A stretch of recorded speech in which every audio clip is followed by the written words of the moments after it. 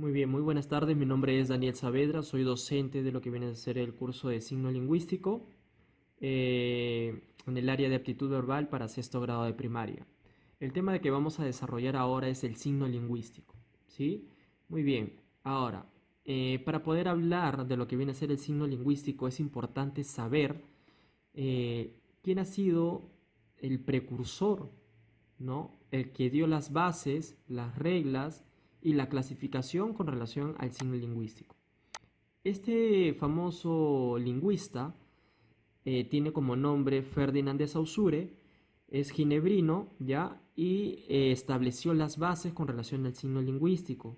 Por lo tanto, según Ferdinand de Saussure, establece que el signo lingüístico vienen a ser aquellos elementos de naturaleza sonora y articulado. ¿Qué quiere decirnos Ferdinand de Saussure, lingüista ginebrino, con relación a este punto que son de naturaleza sonora y articulada? Se va a decir que el signo lingüístico es de naturaleza sonora. ¿Por qué? Porque la persona emite sonidos al momento de pronunciar una determinada palabra.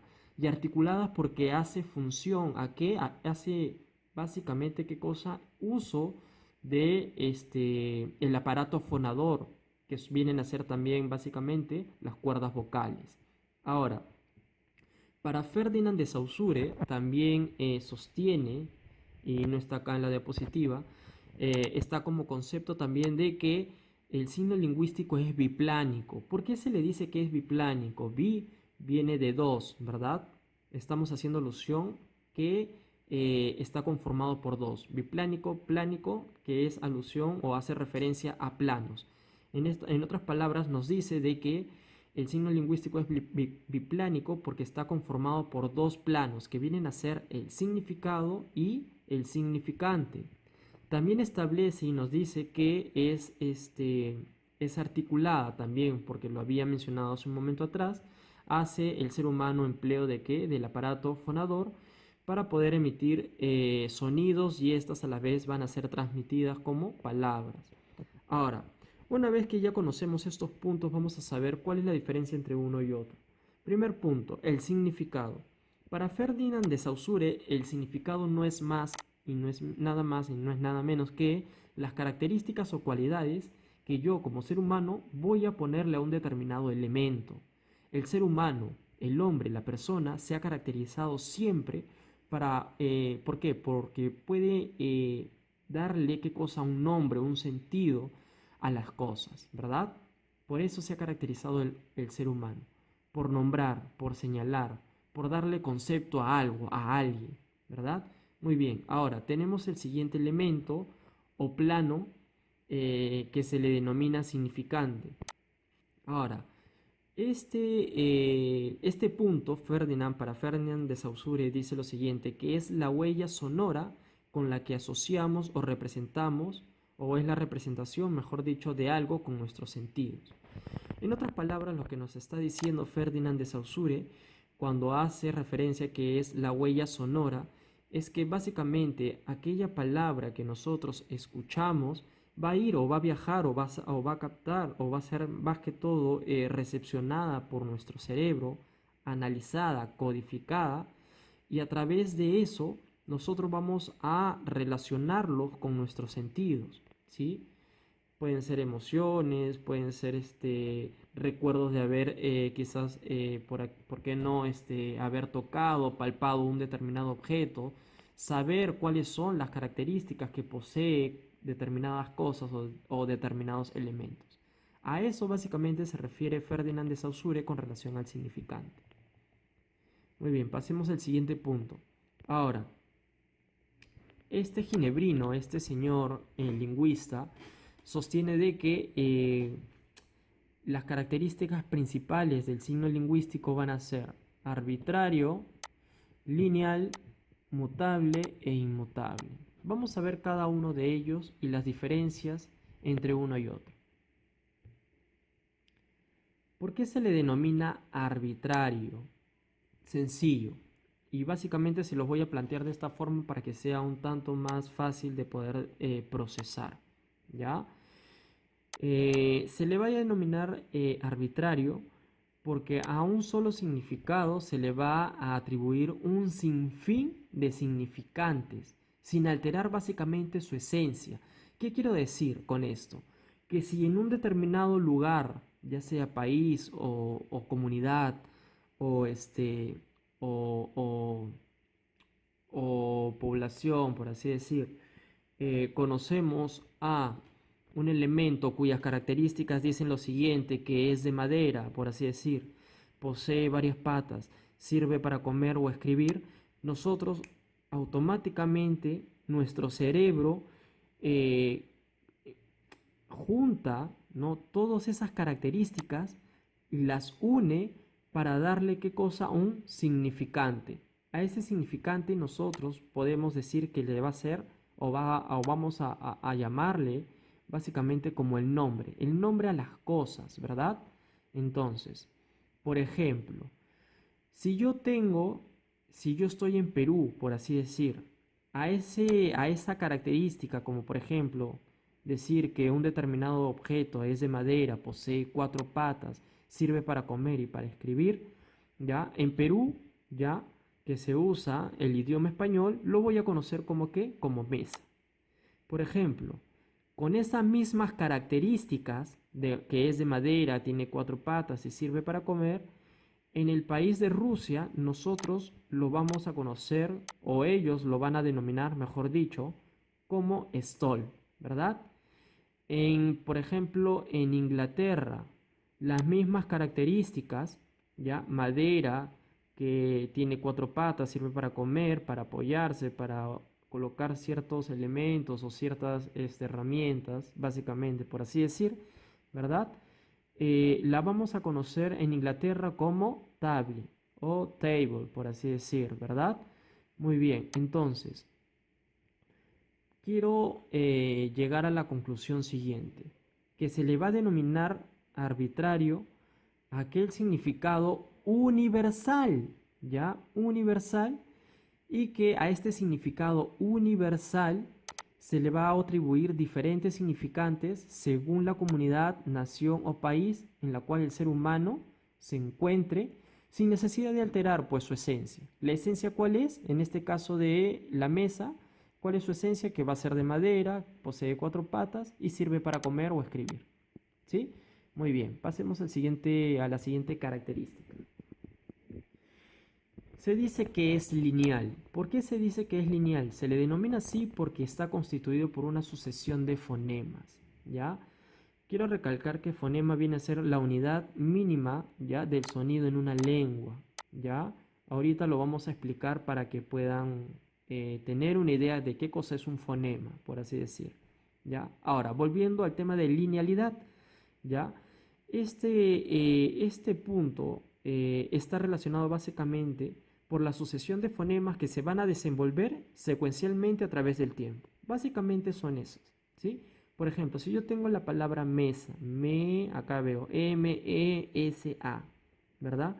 Cada uno de estos elementos, como la M, la E, la S y la A, van a ser conocidos como fonemas, ¿ya? Que viene a ser la unidad mínima de una lengua, ¿verdad?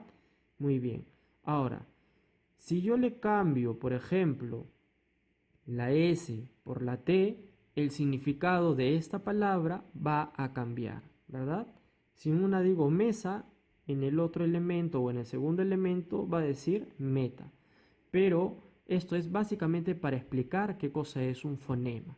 Pero cuando estamos haciendo alusión a lo que viene a ser la linealidad, viene a ser básicamente qué cosa, la sucesión de estos fonemas, ya que se van a desenvolver a través del tiempo, ¿sí? Mientras las pronuncio, por así decir. Perfecto. Vamos a hablar sobre la siguiente característica, mutabilidad. Este punto es también un tanto paradójico porque hay supuestamente una contradicción entre los términos que Ferdinand de Saussure establece cuando dice que es mutable e inmutable, pero sin embargo es válido. Vamos a ver cada uno de esos puntos. Se dice que es mutable. ¿Por qué se dice que es mutable? ¿Por qué? Porque el signo lingüístico, ¿ya? De alguna u otra forma, a pesar ¿no? Al pasar el tiempo, los siglos, los años, los milenios, es transformada, ¿sí? Y para que sea transformada tiene que haber una aceptación por una mayoría, un grupo social que se ponga básicamente de acuerdo. En el siguiente ejemplo podemos observar cómo, eh, por ejemplo, del latín ha ido poco a poco transformándose a través del tiempo hasta pasar a lo que hoy conocemos como el español actual, ¿verdad? Por ejemplo, tenemos la palabra amica con K. Antes se escribía amica con K, ¿ya? Y provenía del latín. A través del tiempo, a través de los siglos, ¿ya?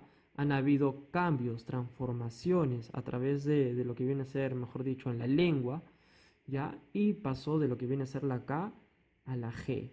Por lo tanto, hoy en día lo conocemos ya no como español, mejor dicho, ya no como latín, sino como español, con el término de amiga, ¿ya? Amiga, muy bien. Van a haber siempre cambios, pero esos cambios van a ser, por así decir, muy esporádicos, muy rara vez, ¿no? Y si se da, tiene que pasar un periodo largo para ser aceptado por un pueblo, nación, ¿sí? Ahora, bajo esos principios tenemos el siguiente punto, inmutabilidad. Hay cierta contradicción con eso, pero no del todo. Veamos por qué. Se dice que es inmutable, se le dice así, se le denomina así porque una vez establecida, como lo habíamos dicho, una vez establecida por un entorno social, no se puede alterar, ya que es un sistema amplísimo, nada fácil de cambiar. A menos, como le estaba diciendo, a menos que la comunidad se ponga de acuerdo, ¿ya? Y se rigan, o mejor dicho, se rijan normas o se establezcan pues cambios con relación a ese tema, ¿verdad? Entonces, únicamente allí ya va a poder cambiar. Pero mientras tanto, no va a cambiar, va a ser inmutable, por así decir, ¿ya? Muy bien, se va a necesitar siglos, milenios para que pueda evolucionar una palabra, un término y hacer y ser prácticamente aceptada en un entorno social. Sigamos con el siguiente ejemplo. Una vez que ya hemos reconocido lo que vienen a ser el signo lingüístico y las aportaciones de Ferdinand de Saussure, vamos a hablar básicamente de lo que vienen a ser el sentido o los sentidos de la significación. Estos sentidos de la significación se van a descomponer en dos puntos importantes. El primero, denotativo, que me va a señalar qué cosa, cosas concretas. El sentido de la palabra en su forma abstracta, ¿ya? En su manera más fácil de comprender, sin necesidad de llegar a una opinión, sin necesidad de ir a una interpretación o tener ideas subjetivas. Observemos el primer ejemplo. Dice, he leído la página 5 del libro, ¿verdad? El segundo ejemplo dice, he limpiado toda mi casa. El tercer ejemplo y último nos dice, se rompió el jarrón chino, ¿verdad? Estos términos como por ejemplo página, limpiar, ¿no? Rompió, están de alguna u otra manera empleadas de una forma concreta, de una forma en la cual no va a necesitarse un sentido subjetivo para poderlo interpretar, ¿verdad? Ahora, por lo contrario tenemos el término connotativo. Este término connotativo es lo contrario de lo que viene a ser el término denotativo o las palabras denotativo. Este término connotativo hace alusión básicamente a qué? A emociones, a sentimientos, a puntos de vista subjetivos. ¿Y por qué no cuando está o cuando nos referimos a elementos o puntos subjetivos, vamos a hacer alusión que va a estar relacionado básicamente a términos literarios? Porque acuérdense que la literatura hace alusión a qué? A elementos como la metáfora, a figuras literarias como la metáfora, la gitanjáfora, aliteración, y de alguna u otra manera presentan un sentido figurado. Quiere decir que este sentido figurado va a estar presto a interpretaciones. ¿Sí? Muy bien, observemos el primer ejemplo. Dice así: trato de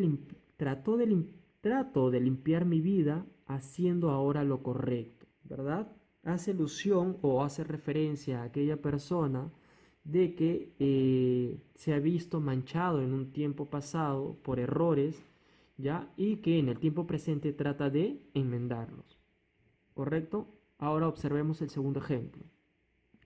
Se le rompió el corazón al saber la noticia, ¿verdad?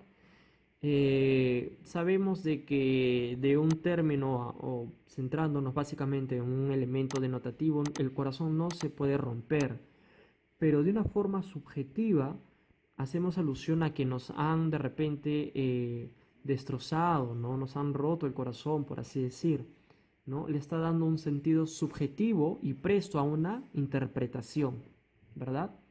Cabe decir o cabe resaltar que cada interpretación va a tener un significado según la persona que le está o lo está leyendo, ¿ya?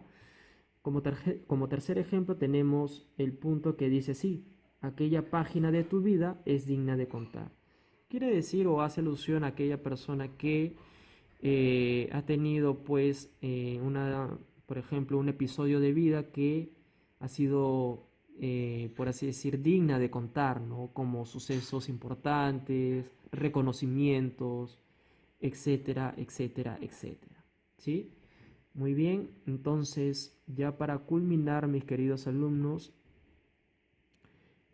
vamos a ver algunos ejercicios con relación a lo que es significado y significante. Acuérdense que el significado viene a ser las características o cualidades que presenta un determinado elemento. Por ejemplo, si yo digo que es un utensilio para cortar carne, esto básicamente, utensilio para cortar carne, viene a ser ¿qué cosa? El concepto, ¿verdad? El concepto de un determinado objeto. ¿Cuál viene a ser ese objeto? Cuchillo.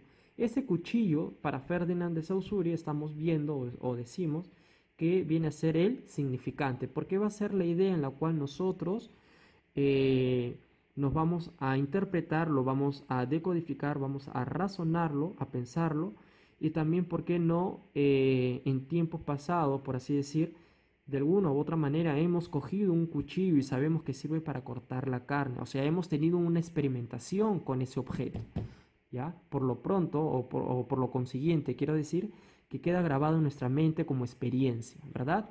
Muy bien, segundo punto: instrumento de escritura formado por una barra de grafito envuelta de madera. Eso viene a ser ¿qué cosa? El concepto, o más conocido también como significado, ¿verdad?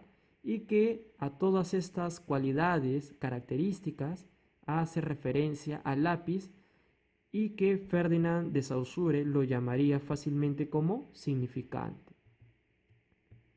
Y por último tenemos algunos cuatro ejercicios que les voy a dejar, mis queridos alumnos, para que ustedes puedan resolverlos en sus domicilios. Bueno, sin más que decirles, espero que la clase le haya servido de mucho, ya puesto que es una clase dinámica, una clase sencilla, fácil de comprender, y está hecha básicamente para poder ser interpretada, analizada y puesta en marcha. Conmigo será hasta la próxima semana y nos estamos viendo en el siguiente curso.